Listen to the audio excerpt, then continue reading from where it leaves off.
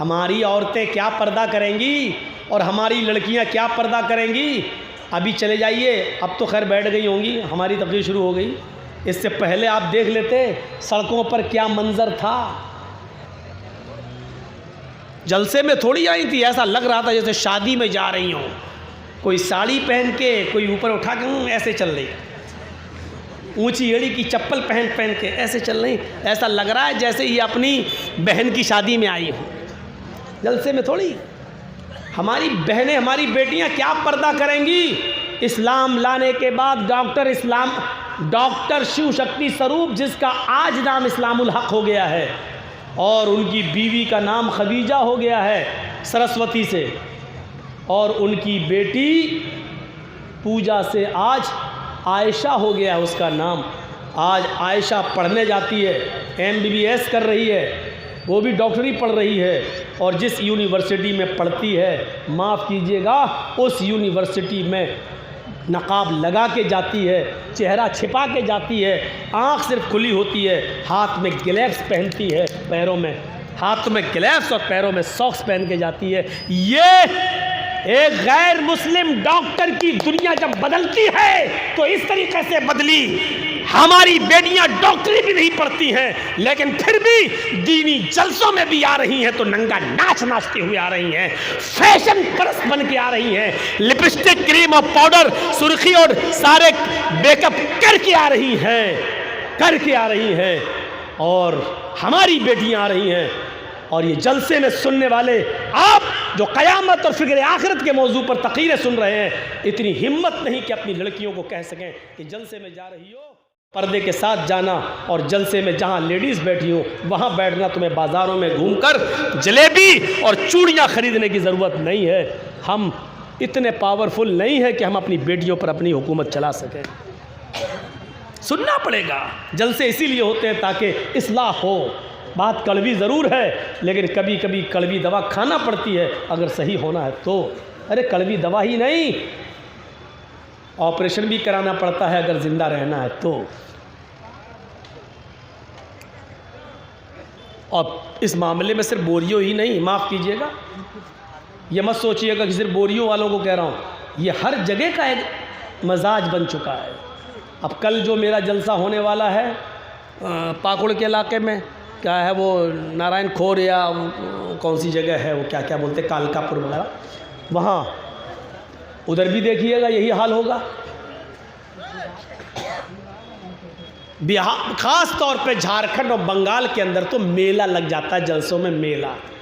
ابھی پچھلے مہینے میں گیا تھا آندھرا پردیش، نظام آباد سائیڈ میں، حیدرآباد کی طرف، دیکھیے کتنے سکون کے ساتھ جلسے ہوتے ہیں۔ مجال ہے کہ بیچ میں سے ایک آدمی اٹھ جائے، مجال ہے ایک آدمی بھی بیچ میں سے اٹھ جائے، جو بیٹھ گیا وہ بیٹھ گیا۔ اتنا ایسا انتظام ہوتا ہے کہ ایک آدمی اٹھ نہیں سکتا۔ یہاں تو بیٹھ جائیں گے گھس پل کے پہلے ہی سے آگے، بعد میں کہتے ہیں کہ شوگر کے مریض ہے، پیشاب لگ رہا ہے، اٹھ کے بھاگیں گے۔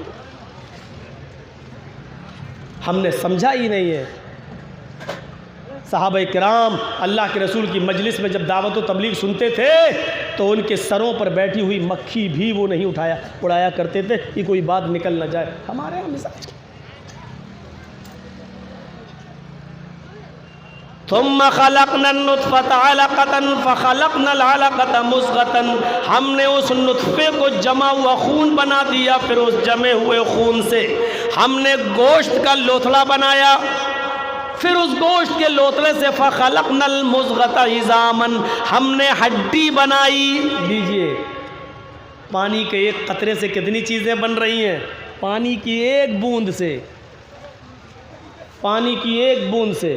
ایک شخص اپنی بیوی سے جب ہم بستر ہوتا ہے تو ایک مرتبہ میں اس کی شرمگاہ سے جو پانی نکلتا ہے اس کے اندر تقریباً 35,000 جراثیم ہوتے ہیں، 35,000 جراثیم، اور ہر ایک کیڑے سے، ہر ایک جراثیم سے اللہ تعالیٰ ایک بچہ پیدا کر سکتا ہے۔ لیکن اللہ کی کاریگری دیکھو، سارے جرسوں میں سارے جراثیم کو ختم کر کے ایک جراثیم سے ایک بچے کی یا 2 جراثیم، بہت کم عورتیں ہوتی ہیں جو ڈبل بچے پیدا کر لیتی ہیں، ڈبل ہوتا ہے، بہت سے ایسے بھی ہوتا ہے جو جڑواں بچے پیدا ہوتے ہیں، تو ایک جراثیم سے ایک بچہ اور سب کو اللہ تعالیٰ بیکار کر دیتا ہے، یا زیادہ سے زیادہ 2 بچے، بہت ہوا تو 3، ایسی خبریں بہت کم آتی ہیں کہ 12 بچے پیدا کیے ہوں، 3-4 تک تو سننے میں آیا ہے، اور 6, 7, 8 جو ہمیں بتاتا ہے تو ہمیں تو لگتا ہے کہ اس کا کوئی دلیل ہی نہیں، کیونکہ فرضی نیوز اکثر نکلتی ہے وہ۔ تو یہ اللہ کی کاریگری۔ پھر ہم نے اس گوشت کے لوتڑے کو ہڈی بنا دیا۔ اب دیکھیے، پانی کی ایک بوند، اس سے اللہ جمع ہوا خون بنا رہا ہے، پھر جمے ہوئے خون سے گوشت بنا رہا ہے، گوشت سے پھر ہڈی بنا رہا ہے، اور ہڈی بنانے کے بعد فَكَسَوْنَا الْعِظَامَ اللَّحْمَ، پھر اس ہڈی کے اندر بھی گوشت ڈال رہا ہے، گوشت کا لباس پہنا رہا ہے۔ ڈاکٹر شیو شکتی سروپ جو MS ڈاکٹر ہے، اس نے الٹرا ساؤنڈ پہ جب دیکھا تو اس نے کہا یا اللہ، 1400 سال پہلے یہ قرآن جو محمد رسول اللہ پہ اترا تھا، اور محمد رسول اللہ نے 1400 سال پہلے بتایا کہ پانی کے اس قطرے سے پہلے جمع ہوا خون بنتا ہے، حقیقت میں ماں کے پیٹ میں پہلے جمع ہوا خون بنتا ہے۔ پھر اس قرآن کہتا ہے جمے ہوئے خون سے گوشت کا لوتھڑا بنتا ہے، حقیقت میں گوشت کا لوتھڑا بنتا ہے۔ اس نے کہا پھر اس گوشت کے لوتھڑے سے ہڈی بنتی ہے، حقیقت میں پھر وہی گوشت کا لوتھڑا ہڈی میں تبدیل ہوتا ہے، پھر ہڈی کے بعد پھر اس میں گوشت پہنایا جاتا ہے۔ یہ پڑھنے کے بعد وہ چیخ پڑا اور بھوپال کی مسجد کے امام کے پاس جا کر کہتا ہے کہ تم نے مجھے انگلش کا قرآن لا کے دیا، مجھے پورا قرآن پڑھنے کی ضرورت نہیں ہے، یہ قرآن یقیناً اللہ کی طرف سے نازل کی ہوئی کتاب ہے، کیونکہ 1400 سال پہلے میڈیکل سائنس نے اتنی ترقی نہیں کی تھی جو اتنی گہرائی کے ساتھ بات بتا دی جائے۔ یقیناً یہ کلام اللہ کا کلام ہے، ایشوانی کلام ہے، اور میں مسلمان ہونا چاہتا ہوں، وہ اپنی مرضی سے اسلام لاتا ہے۔ اشہد ان لا الہ الا اللہ و اشہد ان محمدا عبدہ و رسولہ، یہ کلمہ پڑھ کر اسلام قبول کر لیتا ہے۔ ثم انشأناہ خلقا آخر، اتنی درجوں سے گزارنے کے بعد ہم نے اس کو ایک نئی شکل دے دی، جیتا جاگتا انسان بنا دیا۔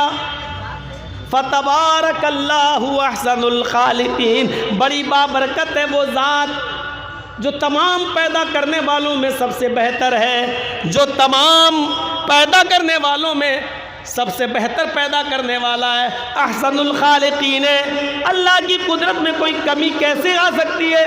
اس نے جو 2 آنکھیں دی ہیں، دنیا میں کوئی بھی آدمی نقلی آنکھ نہیں بنا سکتا، ایک آنکھ پھوڑ دی جائے تو دنیا کا کوئی ڈاکٹر اس آنکھ کے بدلے میں دوسری آنکھ نہیں ڈال سکتا ہے۔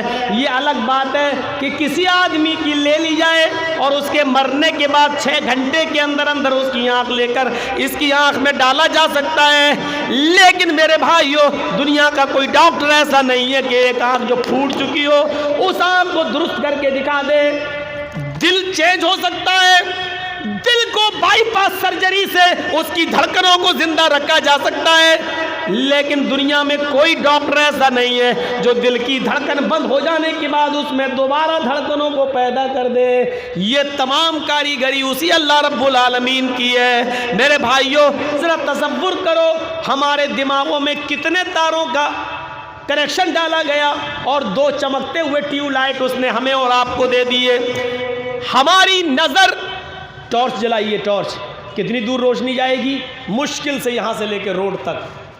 لیکن یہ 2 آنکھیں اللہ تعالیٰ نے دی، نظریں ذرا آسمان پہ ڈالیے تو 9 کروڑ 30 لاکھ میل کی بلندی پر سورج کو دیکھ رہی ہیں، 2,40,000 میل کی بلندی پر چاند کو دیکھ رہی ہیں، کروڑوں میل کی بلندی پر ستاروں کو دیکھ رہی ہیں۔ ہماری آنکھ میں کتنی روشنی اللہ تبارک و تعالیٰ نے پیدا کی ہے جو کروڑوں میل پر چمکنے والے چاند کو دیکھ لیتی ہیں، 9 کروڑ 30 لاکھ میل کی بلندی پر چمکنے والے سورج کو دیکھ لیتی ہیں، 2,40,000 میل پر چمکنے والے چاند کا دیدار کر لیتی ہیں۔ کتنے تاروں کا اس نے کنیکشن ڈالا۔ پھر کہا لوگوں سنو، ایحسب الانسان ان یترک سدی الم یک نطفۃ من منی یمنی ثم کان علقۃ فخلق فسوی فجعل منه الزوجین الذکر والانثی الیس ذلک بقادر علی